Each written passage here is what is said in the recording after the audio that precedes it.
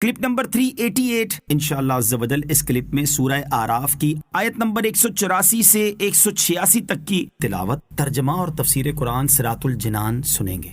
بسم اللہ الرحمن الرحیم،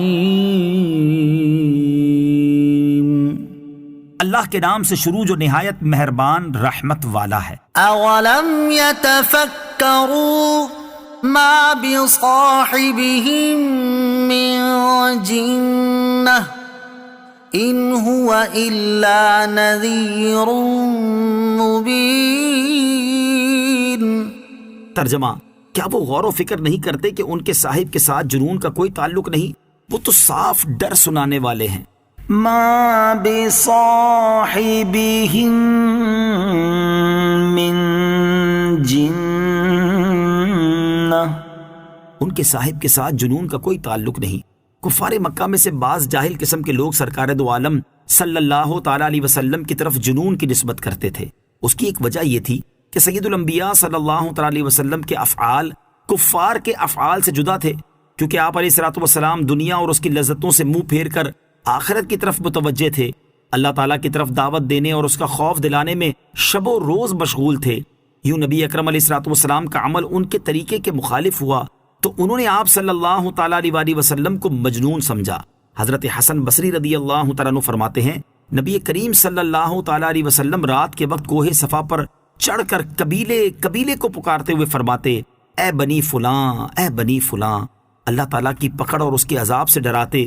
تو کفار میں سے کوئی کہتا کہ تمہارے صاحب مجنون ہیں، رات سے لے کر صبح تک چلاتے رہتے ہیں۔ اس پر یہ آیت کریمہ نازل ہوئی اور اللہ تعالیٰ نے تاجدار رسالت صلی اللہ تعالیٰ علیہ وسلم کے معمولات میں انہیں غور و تفکر کرنے کی دعوت دی تاکہ انہیں معلوم ہو جائے کہ نبی اکرم صلی اللہ تعالیٰ علیہ وسلم کسی جنون کی وجہ سے نہیں بلکہ انہیں عذاب الہی سے ڈرانے کے لیے پکارتے ہیں۔ دوسری وجہ یہ تھی کہ وحی نازل ہوتے وقت رسول اکرم صلی اللہ تعالیٰ علیہ وسلم پر عجیب حالت طاری ہوتی، چہرہ متغیر ہو جاتا، رنگ پیلا پڑ جاتا اور یوں محسوس ہوتا تھا جیسے آپ پر غشی طاری ہو۔ یہ دیکھ کر جاہل لوگ آپ کی طرف جنون کی نسبت کرتے۔ اللہ تعالیٰ نے ان جاہلوں کا رد کرتے ہوئے اس آیت میں فرمایا کہ میرے حبیب صلی اللہ تعالیٰ علیہ وسلم پر کسی قسم کا جنون نہیں، یہ تو انہیں اللہ عز و جل کی طرف بلاتے ہیں اور اپنے فصیح الفاظ کے ساتھ قطعی دلائل پیش کرتے ہیں۔ ان کی فصاحت کا مقابلہ کرنے سے پوری دنیا عرب عاجز آ چکی ہے۔ میرے حبیب صلی اللہ تعالیٰ علیہ وسلم کے اخلاق بہت عمدہ اور معاشرت بڑی پاکیزہ ہے۔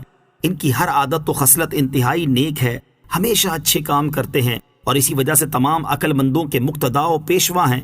اور یہ بالکل بدیہی بات ہے کہ جو انسان عمدہ اور پاکیزہ شخصیت کا حامل ہو اسے مجنون قرار دینا کسی طرح بھی درست نہیں۔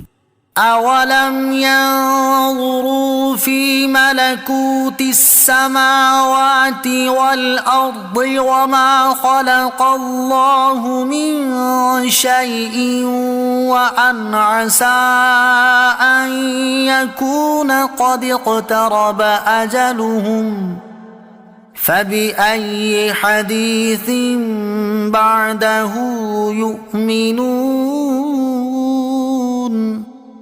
ترجمہ، کیا انہوں نے آسمانوں اور زمین کی سلطنت اور جو چیز اللہ نے پیدا کی ہے اس میں غور نہیں کیا، اور اس بات میں کہ شاید ان کی مدت نزدیک آ گئی ہو تو اس قرآن کے بعد اور کون سی بات پر ایمان لائیں گے؟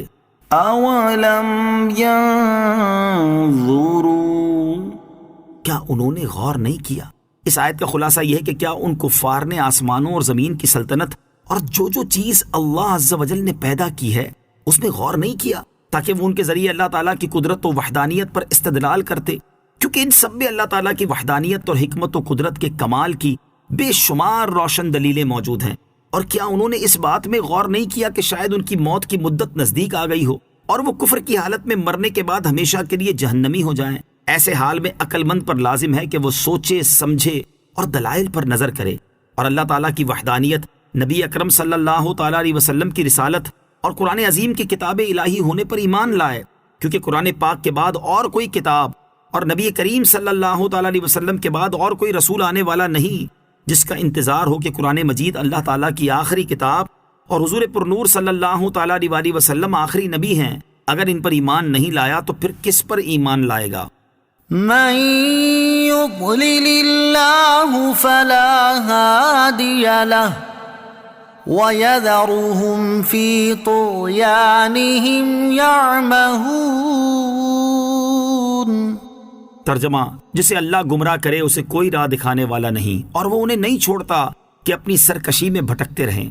مَن يُضْلِلِ اللَّهُ فَلَا هَادِيَ لَهُ۔ جسے اللہ گمراہ کرے اسے کوئی راہ دکھانے والا نہیں۔